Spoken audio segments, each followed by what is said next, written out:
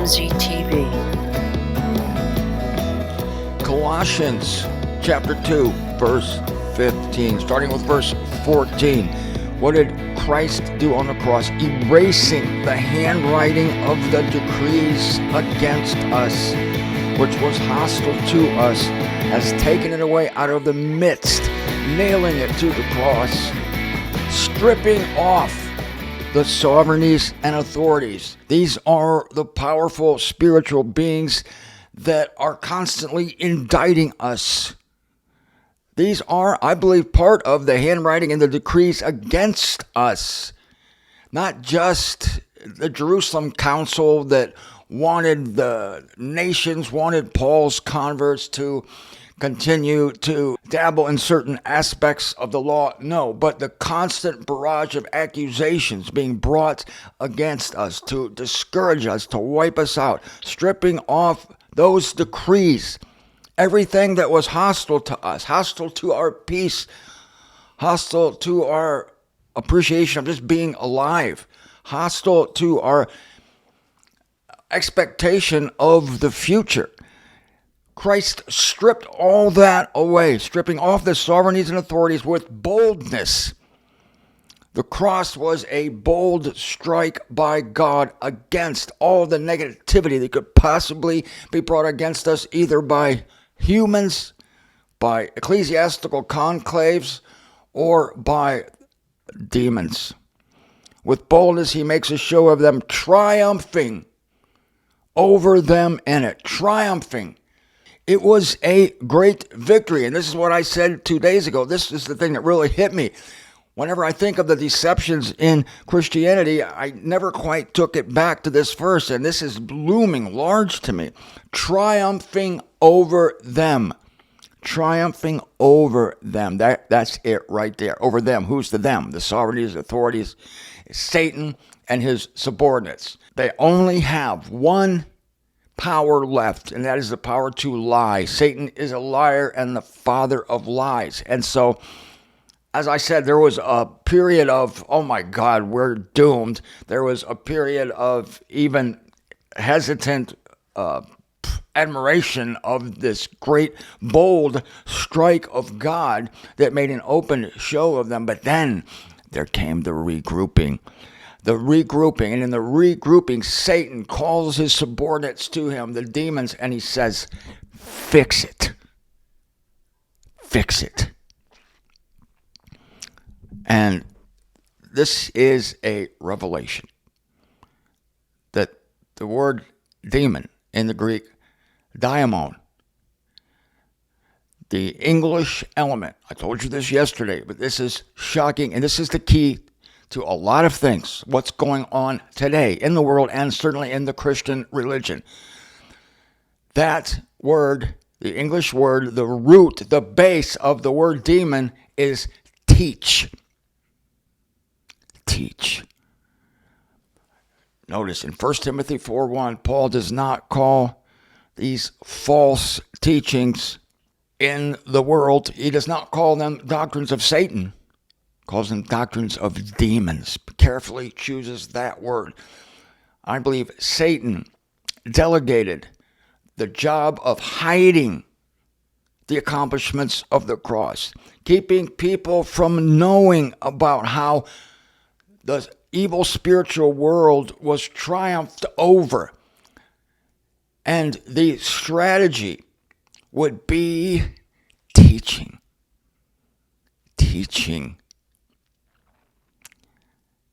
And this is what the Christian world doesn't realize. And it's hit me today. This is a revelation, what I'm about to tell you. It was a revelation to me this morning. As I'm running, it just hit me. The world is in an information war. It's an info war. It's a war concerning teachings. How people think, what they think, why they think what they think. Because Scripture says, as a man thinks, so is he. And why do you think? Because there are things to think about. Teachings. And Christianity's weakness is this, and they've never discovered this. This is the revelation. They've never discovered this. And to this day, they are dark concerning this, which is why they are the perfect vehicle for Satan's teaching. Christianity does not realize that conquering the world is an information war. They think, are you ready for this? They think it's a behavioral war. Man, that hit me today. They think that they are that they are the chiefs, that they are the heads of a behavioral war. They actually think that the better people behave, the more God will like them. In fact, Satan, in duping them, completely duping them, has taught them, and the demons have taught them to think that misbehavior will get you an eternity of torture. Misbehavior will separate you from God for eternity. And they are, this organization, and all religions are like this, not just Christianity, but that's the one that's closest to us. That's the one we're most affected by. That's the one that's banging around in our periphery. They are convinced that we are in a behavioral war. Yes, that's it. And because they think it's a behavioral war, Satan can easily take these doctrines of demons, the doctrines I mentioned yesterday, eternal torment, free will, human sovereignty. Free will ought to be called human sovereignty. It really ought to be. Free will is a euphemism. It should be called human sovereignty. If someone had told anyone who was aware in the first week after the crucifixion and the resurrection of Christ and this great triumph, if somebody had told someone that Satan would commission his minions, his teachers, his demons, to infect the human race with the teaching that humans were sovereign over God, that humans had more power than God, and that God might have his wishes, God might have his wants, but it's the human wish and the human want that will trump the God want, the God wish and the God want. If somebody had said that would happen, nobody would have believed it. No spiritual being, no earthly being, no kind of being would have thought that was possible. And yet that is exactly what Satan has done through his demons, through his teachers. In every religion, they have dethroned God. This cannot be overemphasized. They have dethroned God and put man in its place. Thus they deify the human. There's nothing less than deifying the human. It is nothing less than idolatry. It's worshiping a false god. Christians would call someone who's worshiping a stone or a statue idolaters, and yet they worship themselves. And yet the psalmist again says salvation from a human is futile, just as futile to put confidence in a human being as it is to put confidence in a rock or a statue made of wood or stone. It is just incredible. And so Satan picked this. No, he did not pick this religion. He formed it. He birthed it. Christianity was birthed by the demons. And through that system, the systematizing of the deceptions, I'm going to read some quotes to you today. Through that, they would deceive billions of people. And in turn, they would turn billions of people from God because of the false teachings going through this religion, which will have been made completely legitimate. It's not legitimate, but it would be set up so that it looks legitimate and that billions and billions of people would accept its legitimacy. But in the end, all it is a collection of teachings that by themselves are ugly, are dark, are evil. Eternal torment, ugly, dark, evil. And so Satan knew that these teachings would have to become part of a system. And the system would be the cleaned up protocols, the cleaned up ceremonies, the looks, the sounds, the feel, the music, all the accoutrements of acceptability and sheen and pride and the Jesus bling, the jewelry, everything. It was all in order to get the teachings into the human race so that the triumph of Christ at the cross would be forgotten, would be unknown. And today it is unknown on the face of the planet Earth of the accomplishment, the triumph of Christ over those dark forces, over sin and death. It's not known except for a small handful of people. Because another thing God did, after he raised his son from the dead, and the demons were temporarily thrown off their game, but they got back on it very quickly, he called a little man. The name Paul means little. He called a man who was then a raging Pharisee out to conquer those who named the name of Christ. He called that man to tell him the secrets of the cross, to tell him about the triumph. He told one man, there was a time in history where only one human being on the face of the earth knew of the triumph of Christ over the powers of darkness, knew of the stripping off of the sovereignties and authorities, knew what the boldness of God accomplished in sending his son to die the most ignoble death. Only one man knew the teachings that God had brought peace to the world and was no longer reckoning the offenses of the world to them, that God through Christ had actually secured the salvation of the entire human race. And in time, this would be shown. This would be played out in time by a series of resurrections and vivifications. God who wills all humanity to be saved, the testimony in its own eras, in its own times. What a great triumph of Christ. And one man knew about it. And Christ met with him personally and gave him the teachings.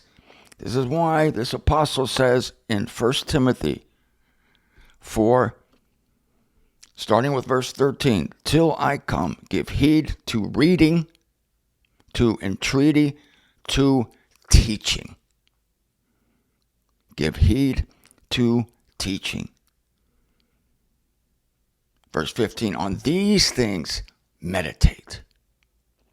In these be that your progress may be apparent to all. Progress in what? Teaching. Verse 16, attend to yourself and to the teaching. Be persisting in them, for in doing this you will save yourself as well as those hearing you. Paul just gets right to the point. You want to save yourself? He's speaking relatively. You want to save people from sin and death? You want to save people into aeonian life? Then you don't tell them to behave themselves. You tell them to sit down and listen to the teaching. It is Romans chapters 3 through 12, 3 through 11 that have the power to disinfect sin, to curb the sensual appetites. Not Leviticus, Romans. This is the irony, is that in the teaching of what God did through Christ, of how God now sees us through Christ. It is the teaching, the knowledge of God's opinion of you that curbs the flesh. It's the only thing that can curb the flesh. Romans is a disinfectant against behavioral issues, not Leviticus. And yet Christianity, having focused on the law of Moses, this is where they got their behavioral issues. Grant you, part of the law of Moses was behavioral. You had to do certain things right. Yes, it's there. But the Christians did not progress with God. They are still stuck in the Stone Age. It's like they know nothing of the Apostle Paul. It's not like they know nothing. They know nothing of the Apostle Paul. They know nothing of the new teaching. There's new teaching. But the only teaching they care about is the teaching that has been passed down to them, given to them through demons.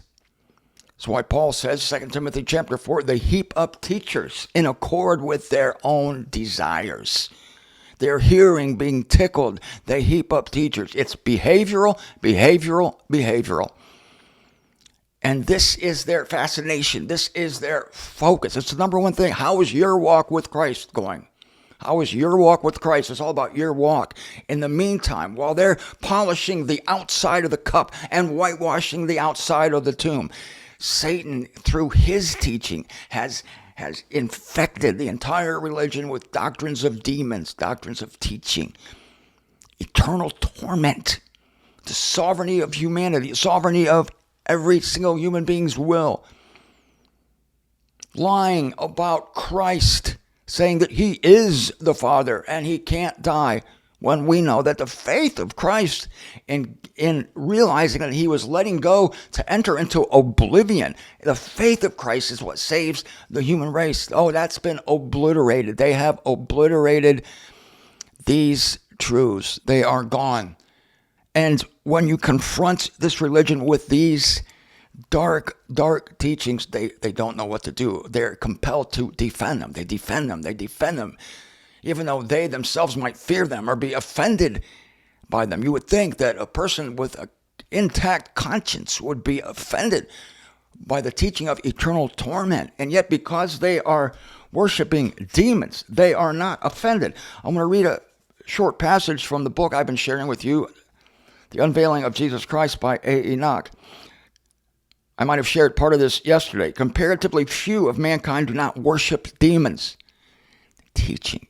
It just shocks me anew that the word demon means teaching, under some form or another. The mass of mankind bowed down to demons instead of giving God the glory which is his due. This is a new quote. You haven't heard this one yet. The religious organizations of the world are the most prolific breeding places of sin. Wow. We must never forget that the heads of the only divine religion were guilty of the most heinous of all crimes. Not the Roman governor, but the Jewish chief priests crucified the Christ. I mean, we all know that, but my God. Not the Roman governor, but the chief priests crucified the Christ. But if the most exalted men in that God-given ritual committed the greatest of all sins, what can we expect of those who follow the cult of the demons? The second woe comes on them because as demon worshipers, they are guilty of murder and enchantment and prostitution and theft. The coloring of the context assures us that these are considered as the accompaniments of religion, a part of the ritual, sins sanctified and sacred. They're so concerned about sins, believing in the false teaching of eternal torment is a gross sin. And yet they're worried about visiting porn sites. And yet believing that God is a vengeful, really a darkly mooded dictator. That's fine. That God is actually capable of torturing his own children because they would not love him in return. We call these kinds of people on earth codependent. That is, they need other people to love them. Their love tank is empty. They have no good self-opinion. This is a personality disorder among humans. They're so void of positivity concerning themselves that they need the love of other people, and they'll do anything to get it. They'll sell their souls to get it because they need it, because they're weak. And people attribute this characteristic to God. He needs to be loved, and he'll do anything to get it. And if you don't love him back, if you don't respond to his love, he's going to torture you for eternity. This is evil. This is a sin. It's a gross sin to believe that. It is a gross sin to believe that humans have sovereignty over God. That is a gross sin. What does Mr. Knox say here? The religious organizations of the world are the most prolific breeding places of sin. And these are some of the grossest sins I can think of. But believing these things actually leads to the standard issue sins that we usually think about as sins. And again, look at the Pharisees. That's what the law produces. The law produces indignation. The law makes people self-righteous. And when you're self-righteous, you condemn other people, which is a sin. You think more of yourself than you ought. That's a sin. You think less of God than what he really is. That's a sin. You demean the Savior of the world as being one who cannot and will not save the world. That's a sin. And yet you polish the outside of the cup, whitewash the outside of the tomb. But inside it's full of the bones of the dead, dirtiness, every sort of evil. Every sort of evil. I want to read a quote from yesterday's show by Wild Boar. He made a comment on MZTV 1708, and this is what he said. When Christians say, just believe in Jesus, this is going to prove to you that these individuals, this religion and the individuals thereof, think we're in a behavioral war. Listen to this from Wild Boar. When Christians say, just believe in Jesus, or just choose the free gift, believe the gospel, etc., what they really mean is this. Turn from sin. Follow Christ, imitate Christ, serve Christ, live for Jesus. What would Jesus do? Submit to Christ as Lord and quit sinning. Jesus is God. Obey him. Choose him and his commandments over self and sin. Put Christ on the throne of your heart. Get on the narrow path. Pray and humble yourself and engage in discipleship. Be worthy of grace. Obey the 10 commandments inwardly and outwardly. Examine yourself. Prove your salvation. Love God and love neighbor. Faith without works is dead. Not everyone who says, Lord, Lord, will enter the kingdom. He who endures to the end will be saved from eternal punishment and suffering in hell. Whew. I'm getting exhausted just reading that list.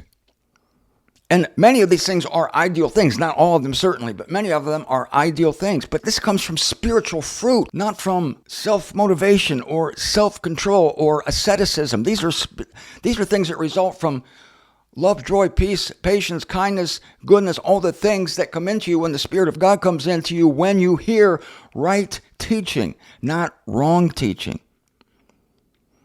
Wild Boar goes on to say they believe that believing and working are the same thing. See, working, all these things are works. They put this at the head. They don't realize that the good parts of these things, following Christ, submitting to Christ as Lord, these things are a result of grasping and retaining critical teaching, the teaching of grace. Here's the great irony that Christianity will never understand. It is grace. It is the knowledge that you cannot be condemned by God, that no matter what you do, you can't out-sin grace. It is that knowledge that curbs the flesh. Romans is a better disinfectant against sin than Leviticus. In fact, Leviticus produces more sin. The law came so that the transgressions would increase. Romans 5:20. Wild Boar says they do not believe in Paul's evangel of exceeding rich, glorious, transcendent grace. No, they do not. They are as self-righteous as Israel ever was. And this is after the cross. You remember the show I made not long ago? Christianity has the world the same condition, in the same predicament after the cross, the day after the cross, as the day before the cross. What a shocking revelation that is. The day after the cross, the world is still, the default setting of every human being is still, you're a sinner going to hell. But wait a minute, that was my condition, that was my predicament the day before the cross. Didn't the cross change anything? According to them, no. The cross changed nothing. Except this, it puts the onus on you. It puts the responsibility on you to save yourself. Yeah, except for that. In other words, the situation got worse. Before Jesus came, you couldn't go to hell for eternity because you couldn't reject Jesus. Now he comes to earth, the Savior, the Lamb, and now He becomes the litmus test to where you are going to spend eternity depending on your reaction to him, depending on your behavior. They think we're in a behavioral war. And because of that, because they're asleep at the doctrinal wheel, Satan has infected them with these teachings that in turn, turn the rest of the world from God. Andre Pyatt has a very good quote on Ephesians 4:14. This is Paul speaking, that we may by no means still be minors, surging hither and thither, being carried about by every wind of teaching, by human caprice, by craftiness, with a view to the systematizing of the deception. Andre says, wind of teaching refers above all to teachings that would arise in Christendom, teachings that would arise. After all, one would not endure sound doctrine anymore, 2 Timothy 4. Sneaky, cunningly, the error would be systematized. The Greek word methodia refers to systematic and strategic deception. Systematizing, behind that Greek word methodia, has to do with systematic and strategic deception. Deception that has been placed in strongholds of knowledge, in universities and colleges, protected by intellectual titles, captured in learned books and dogmatics. This makes error to be impressive. That's the trick of Satan and his demons. Only those who are armed with "it is written" know better. That word perfectly enables us to see through each lie. My friend Dan Sheridan wrote an article one time. I'll close with this.